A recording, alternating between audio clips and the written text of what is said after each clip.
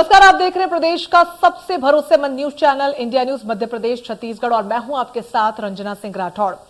उपचुनावों पर सबकी निगाहें टिकी हुई हैं। बीजेपी और कांग्रेस दोनों अपने अपने प्रत्याशी मैदान में उतार भी चुकी है। खंडवा लोकसभा और जोबट पृथ्वीपुर रैगांव विधानसभा सीट पर उपचुनाव होने वाले हैं। बीजेपी ने खंडवा से पूर्व जिला पंचायत अध्यक्ष और ओबीसी जाति से ताल्लुक रखने वाले ज्ञानेश्वर पाटिल को टिकट दिया है, तो वहीं कांग्रेस ने खंडवा से सामान्य जाति के राजनारायण सिंह पुरनी को टिकट दिया है। दरअसल खंडवा लोकसभा सीट पर 26% ओबीसी जाति की और 20% सामान्य जाति की आबादी है। इस तरीके से कुल मिलाकर खंडवा लोकसभा सीट पर वोटरों की संख्या 19,68,000 है और इनमें से ओबीसी जाति का 5,16,000 से ज्यादा का वोट बैंक है, तो वहीं सामान्य जाति का 4 लाख से कम वोट है। और बाकी 3 विधानसभा सीटों पर भी बीजेपी कांग्रेस में सीधी आमने सामने टक्कर होगी। पिछली बार जोबट विधानसभा सीट से 34% मत पाकर कांग्रेस प्रत्याशी कलावती भूरिया चुनाव जीती थी, तो वहीं बीजेपी के माधव सिंह डाबर को सिर्फ 23% वोट मिले थे। रैगांव विधानसभा सीट ऐसी है जहां पर दलित वोटों की संख्या सबसे ज्यादा है। 2018 के चुनावों की बात करें तो यहां पर बीजेपी के जुगल किशोर बागरी ने बाजी मारी थी, तो वहीं पृथ्वीपुर से 2018 में कांग्रेस के बिजेंद्र सिंह राठौड़ ने भारी मतों के साथ जीत हासिल की। इस बार के उपचुनाव में कांग्रेस ने बृजेंद्र सिंह राठौड़ के पुत्र नितेंद्र सिंह राठौड़ को टिकट दिया है। आज की इस चर्चा में हम जातीय गणित और प्रत्याशियों की दावेदारी को लेकर बातचीत करेंगे। हमारे साथ कुछ खास मेहमान भी मौजूद होंगे, लेकिन चर्चा पर जाने से पहले आइए आपको सुनवाते हैं कि क्या कह रहे हैं बीजेपी के प्रदेश अध्यक्ष वी.डी. शर्मा और मंत्री भूपेंद्र सिंह।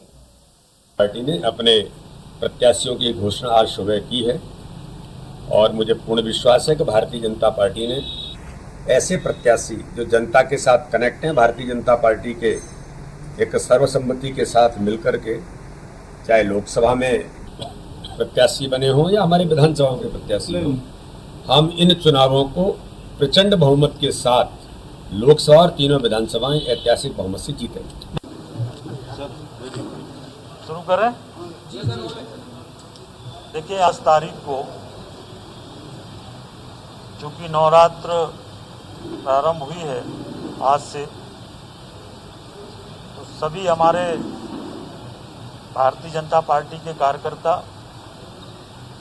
नवरात्रि के अवसर पर कन्या पूजन का कार्यक्रम घर घर जाके कन्या पूजन कार्यक्रम करेंगे। इसके पश्चात फिर कन्या पूजन का कार्यक्रम चलेगा। 9 से 13 तक का ये कार्यक्रम है और इसी बीच में 10 अक्टूबर तक सभी मंडल कार्यालय जो है इनका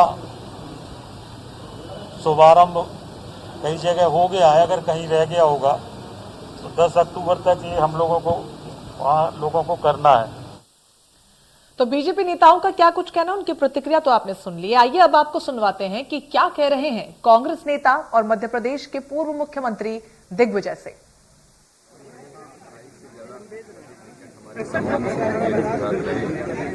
जिनको कि यहाँ की जनता ने 5 साल के लिए चुना था, वो कोरोना के कारण हमारे बीच में हम दलितों ने श्रद्धांजलि देते हुए निवेदन करते हैं पृथ्वीपुर की मतदाता भाई और बहनों को कि वे जिस तरीके से ब्रजेंद्र राठौड़ जी ने सेवा की है उसी प्रकार नितेंद्र भी सेवा करने का भरोसा दे। हम विश्वास दिलाते हैं और गारंटी लेते हैं कि नितेंद्र भी उनसे, और मैं तो समझता हूँ कि हम उम्मीद करेंगे उनसे और बेहतर तरीके से इस इलाके। तो इन चुनावों को लेकर भारतीय जनता पार्टी और कांग्रेस की तरफ से अपने अपने प्रत्याशी भी घोषित कर दिए गए हैं। कौन कौन से ये प्रत्याशी हैं, किसकी टक्कर कौन सी सीट पर किससे होगी, ये ग्राफिक्स के जरिए अब हम आपको बताएंगे।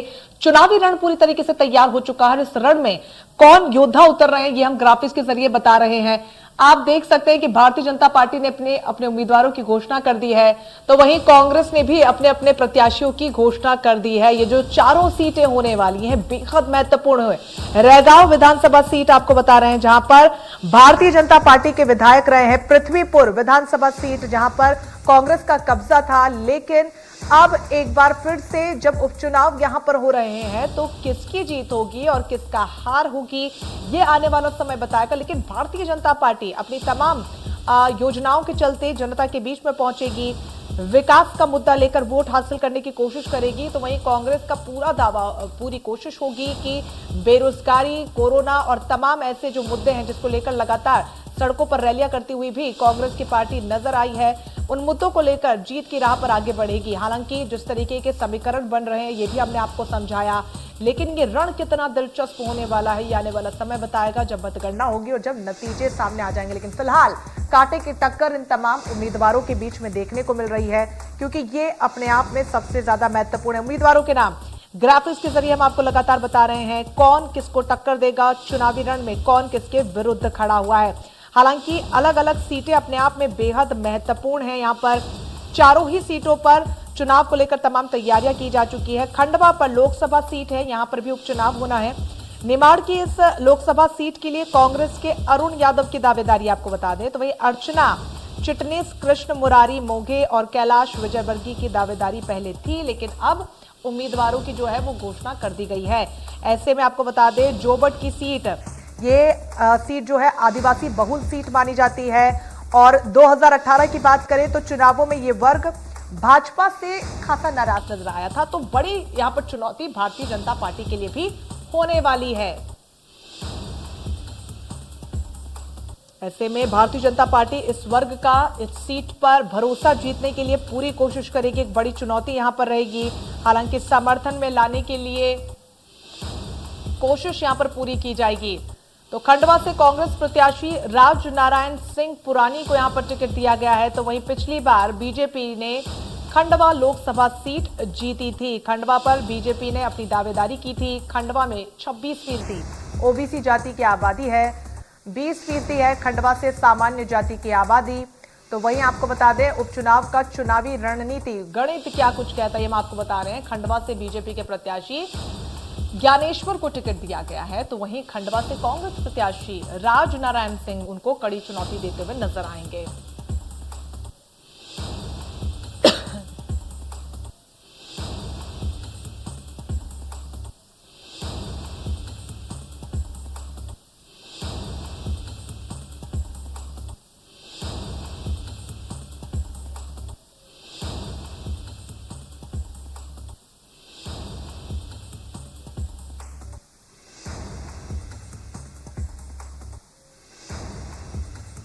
तो अलग अलग सीटों का समीकरण हम लगातार आपको बता रहे हैं, कौन कौन से चुनावी प्रत्याशी किसके विरुद्ध इस सीट पर होंगे ये भी हम आपको बता रहे हैं। बेहद महत्वपूर्ण ये चारों सीटें होने वाली हैं, क्योंकि इससे पहले दमोह में जब उपचुनाव हुए थे तो क्या कुछ यहां पर तस्वीरें देखने को मिली थी। एक बार फिर से उसी का सामना कभी बीजेपी को न करना पड़े, उसको लेकर बीजेपी ने कितनी तैयारी की, इस चर्चा में खास मेहमान के साथ हम बातचीत करेंगे। तो वही कांग्रेस की कोशिश पूरी यही होगी कि दमोह के नतीजों को दोहराया जाए। हालांकि 2023 विधानसभा चुनावों से पहले सत्ता का सेमीफाइनल इसे देखा जा रहा है। जिस तरीके से कोरोना के दौरान भी विपक्ष लगातार राज्य सरकार पर हमलावर नजर आया, उसके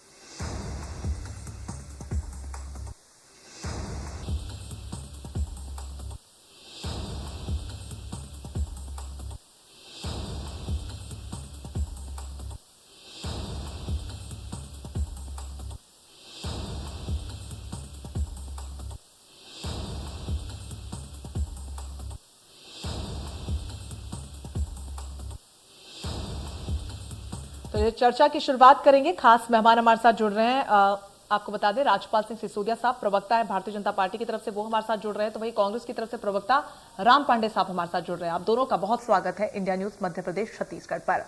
राजपाल सिंह सिसोदिया जी, मैं आपसे शुरुआत करना चाहूंगी।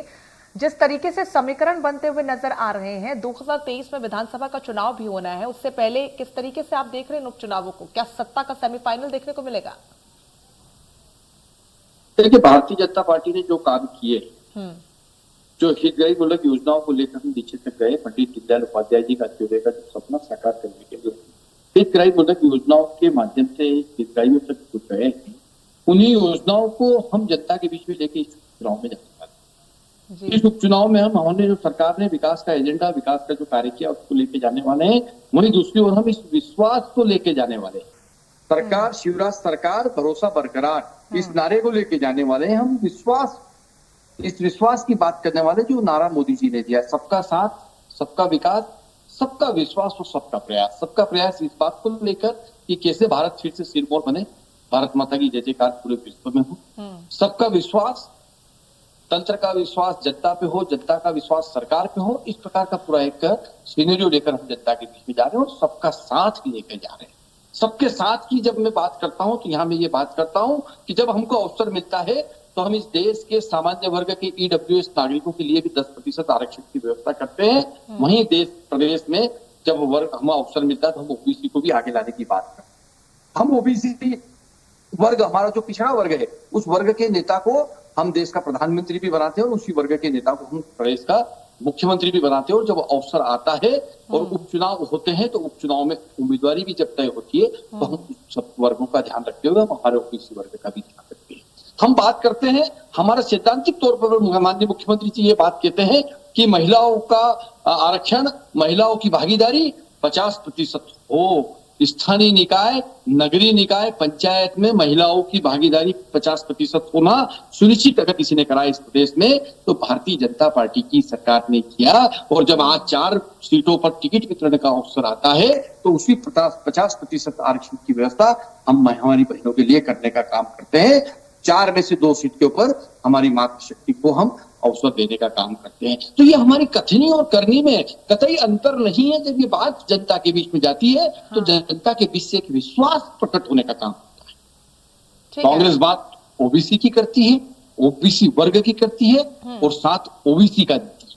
ये जो कांग्रेस 2 तरह की बात करती है और उसके पैरेलल भारतीय जनता पार्टी जो कहती है वो करने का काम करती है। जब हमने हमारी राजनीतिक यात्रा शुरू करी तो हमने कहा था कि हम राम मंदिर बनाएंगे। आज कोर्ट के निर्णय के बाद में माननीय मोदी जी ने राम मंदिर का निर्माण शुरू कराने का काम किया। हमने कहा था 370 अवसर आने पर 370 हटाएंगे।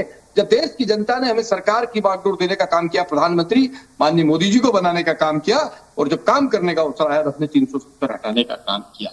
गांव गांव में विकास हो, इस बात को लेकर प्रधानमंत्री सड़क योजना को हमने गांव गांव में लागू करने का काम हमारी सरकार ने किया।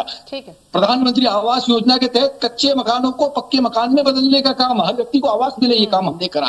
आज आपने देखा होगा हरदा से जो है स्वामित्व योजना के तहत ग्रामीण क्षेत्र में निवास करने वाले हमारे जो ग्रामीण जन है, किसान बंधु है, उनके लिए हमने स्वामित्व योजना के तहत वो जो जिस मकान में रहते हैं उसका स्वामित्व का, आधिपत्य का सर्टिफिकेट देने का काम हमने किया। जब जब अवसर मिला हमको, पूरी उम्मीद है कि तब जनता इन तमाम योजनाओं का जो भरोसा आपने जीता है उसको वहां पर दिखाएगी भी नतीजों के रूप में। राम पांडे साहब, किन मुद्दों के साथ आप उतरिएगा इन चुनाव में, क्योंकि राजपाल जी का कहना है कि आप 2 तरीके की बातें करते हैं लेकिन चुनाव में क्या अप्रोच भी 2 तरीके का रहेगा, क्योंकि 2 नाव में पांव रख के चलने वाला हमेशा डूबता है, तो अप्रोच क्या एक रहेगा?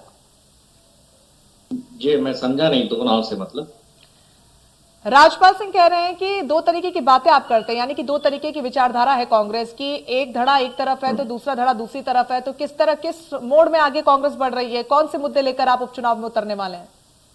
अच्छा, कांग्रेस के सारे धड़े एक हो जाएंगे तो महंगाई कम हो जाएगी, बेरोजगारी दूर हो जाएगी, 110 का पेट्रोल 30 में आ जाएगा। पहले हम इस बात पर विचार करें कि ये चुनाव हो क्यों रहे हैं। ये 4 सीटों पर चुनाव इसलिए हो रहे हैं कि ये चारों नेताओं की मृत्यु, 2 बीजेपी के 2 कांग्रेस के, ये कोरोना से हुई है। मध्य प्रदेश की 3rd क्लास स्वास्थ्य सेवाओं के कारण हुई है। और इन चारों लोगों को कोरोना क्यों हुआ? क्योंकि जो 22 विधायक थे वो राजनीतिक पर्यटन के लिए बेंगलोर गए थे, वहां ऐश करने गए थे, 35-35 करोड़ लेने गए थे। जो वह वहां से लौट कर आए तो उन सीटों पर चुनाव हुआ था और ये 4 लोग बेचारे शहीद हो गए। और ये जो पहले उपचुनाव हुए थे और अब चुनाव हुए हैं, जनता का पैसा जानबूझकर इस सरकार के द्वारा बर्बाद किया जा रहा है। फिर आती है, अब दोनों पार्टियों ने अपने प्रत्याशी घोषित कर दिए। इन्होंने बहुत जातिवाद की बात कर ली, शर्म नहीं आती है, तभी धर्मवाद की बात करते हैं, अब जातिवाद मतलब आपस में लड़ाने की बात करते हैं। अब चुनाव होने जाएगा महंगाई पर, बेरोजगारी पर, भ्रष्टाचारी पर, घोटाले पर। ये भी वोट मांगने जाएंगे, हम भी जाएंगे। ये वोट जब मांगने जाएंगे, जिस घर में वोट मांगने जाएंगे उस घर का युवा कहेगा कि आपने 113 रुपए का पेट्रोल कर दिया है, बताओ मैं कैसे इंटरव्यू देने के लिए जाऊं, बताओ मैं कैसे अपनी कोचिंग में जाऊं, बताओ मेरी जो छोटी मोटी नौकरी लगी है उस पर कैसे जाऊं। तो सबसे ज्यादा पेट्रोल का जो असर हो रहा है युवा पर हो रहा है। ये जाएंगे किसान के पास वोट मांगने। माफ कीजिएगा सर, किसान आपको क्या बीच में कहेगा? टोक रही हूँ, माफ कीजिएगा, क्योंकि मैंने मुद्दों का जिक्र किया था और आप चूंकि पेट्रोल और डीजल पे ही स्टक हो गए हैं, तो राजस्थान में भी कीमतें कुछ कम नहीं है, वहां आपकी सरकार है, वहां क्यों नहीं कम कर दिया आपने? यहाँ आप चुनाव जीतेंगे तब आप कम करेंगे, जहां पर ऑलरेडी आप चुनाव जीत चुके हैं वहां पर आपकी सरकार है, वहां आप कम नहीं कर पा रहे हैं। जी मेरे अब आप ध्यान से सुनिए, मध्य प्रदेश में डबल इंजन की सरकार है, शिवराज जी कहते हैं डबल इंजन की सरकार है, मोदी जी कहते हैं डबल इंजन की सरकार है। राजस्थान की सरकार डबल इंजन की सरकार नहीं है। जब मध्य प्रदेश में कमलनाथ जी की सरकार थी 40,000 करोड़ रुपया केंद्र सरकार ने नहीं दिया था, इनको तो 40,000 करोड़ रुपया मिल गया ना, तो ये तो पेट्रोल कम कर सकते हैं। राजस्थान सरकार का जो केंद्र सरकार पर पैसा बकाया है वो तो नहीं मिल रहा ना। मध्य प्रदेश में डबल इंजन की सरकार है और ये हमेशा कहते हैं डबल इंजन की सरकार है, कोई परेशानी नहीं आएगी। राजपाल जी ठीक है, राजपाल जी दूर हो जाएगी, सब हो राजपाल जाएगा। जी कुछ कहना चाह रहे हैं, कहिए। बोलना पड़ेगा बीच में। मैं पूरी गंभीरता और जवाबदारी के साथ कह रहा हूं कि राजस्थान सरकार का जो लीगली पैसा बनता है केंद्र सरकार के ऊपर 1 रुपया भी बकाया आज की तारीख में नहीं है। मैं पूरी गंभीरता के साथ कह रहा हूं ये बात। ये आप सरकार है, गुमराह कर रहे हैं।